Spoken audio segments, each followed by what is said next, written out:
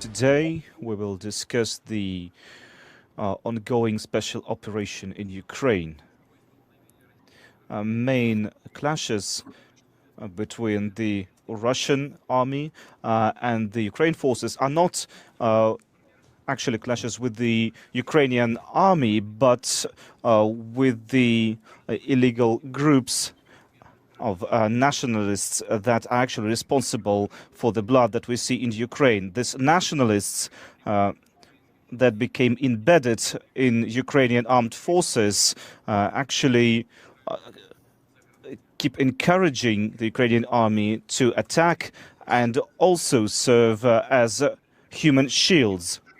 Also, we can see and observe that neo-Nazi forces and these nationalists provide heavy weapons to the central parts of cities, including Kiev and Kharkov. They expect to draw return fire by Russian armed forces against civilian population areas, civilians populated areas. Now listen. They try to do this to then blame Russia for attacking civilians. We know clearly that this is done under the recommendation of American consultants and experts, primarily Americans. I would like once again to address the Ukrainian army men. Do not let these nationalists use you, use your women, your children, your elderly, to use them as human shields. It will be so much easier to talk to you and to negotiate with you than with this gang of Nazis that has captured Kiev. Also, I would like to commend the efficiency of Russian armed forces. They have been acting honorably, heroically, and they are effective and efficient at protecting the Russian people and their homeland. That pretty much says it all, Greg. What say you?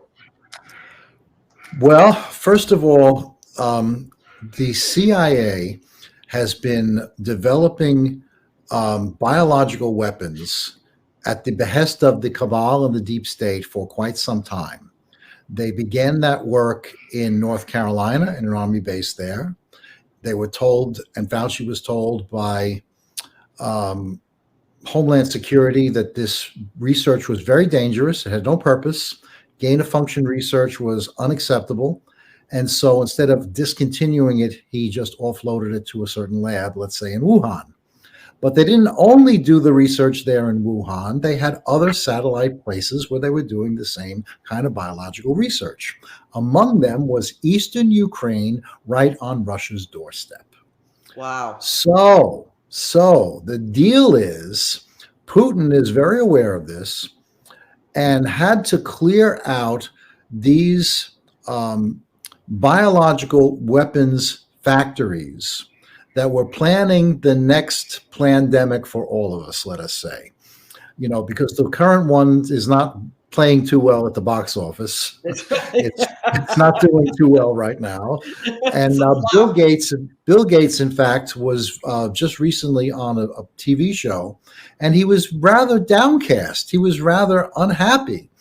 So the background story is, and I'm sure we can go back in history a little bit, when Putin talks about the Nazis, he's really going historically back to what happened at the end of World War II.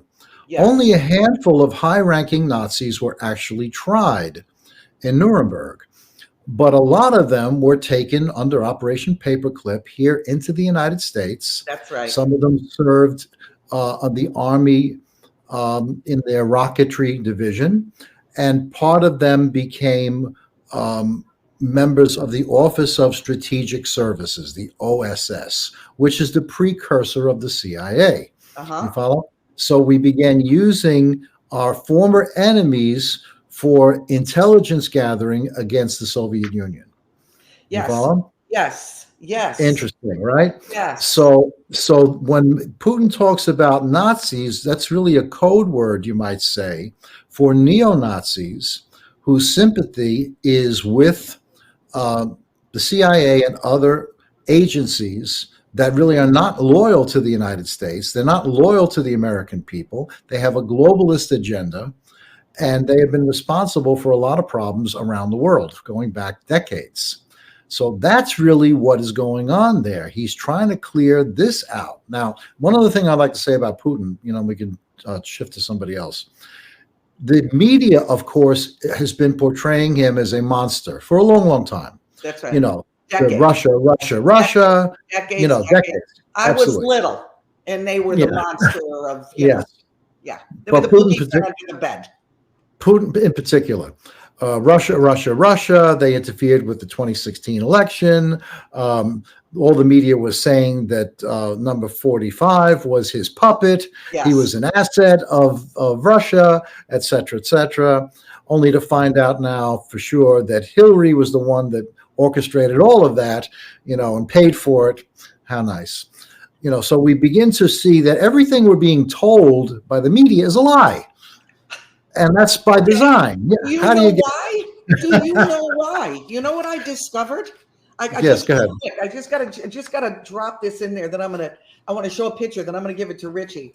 Do you know that Obama passed the National Defense Authorization Act during his a term, and it made propaganda legal for mainstream media? Absolutely. Literally made it legal. Now you were talking about how Putin spoke about Nazis. Now look at this. Okay, I couldn't get this. The video, I couldn't get it. I tried everything I could, but it says the Ukrainian Nazi Defense Forces are burning papers like the last days of the Third Reich. Can you imagine this? Here's another one, a picture of it. Look. They're taking it from the offices and they're burning it all. They're burning it. Now here's something you are not going to hear on the mainstream media. What you do hear is warmongers arguing that we must protect Ukraine because it is a quote-unquote democracy. But they're lying. Ukraine isn't actually a democracy. For example, to hold on to power, Ukraine's president shut down the 3 TV stations that were openly criticizing him and his policies, imprisoned the head of the opposition political party that had come in second place in their elections, and went and arrested and jailed that party's leaders. This is exactly what Putin has been accused of doing. But Ukraine did this all with the support of the United States. The Obama administration and other war hawks in Washington flagrantly interfered in the internal politics of Ukraine, doing whatever they could to help overthrow the elected president, Viktor Yanukovych, and replace him with U.S. puppets. And now, here we are. Neo-Nazis and the far right are on the march in Ukraine. And what are we doing? We're helping them. And Biden weighs deploying thousands of troops to Eastern Europe and the Baltics. And so people don't realize that, yes, America is the aggressor and that we've been the aggressor for a long time. We've been breaking our promises to not expand NATO. And there almost doesn't seem to be a point for NATO anymore, except to funnel money to weapons manufacturers, right? And they've already, 14,000 Ukrainians in the Donbass have been killed over the last 8 years. Who killed them? The Kiev government, and it's supported by the West and NATO. The Russians didn't kill those people.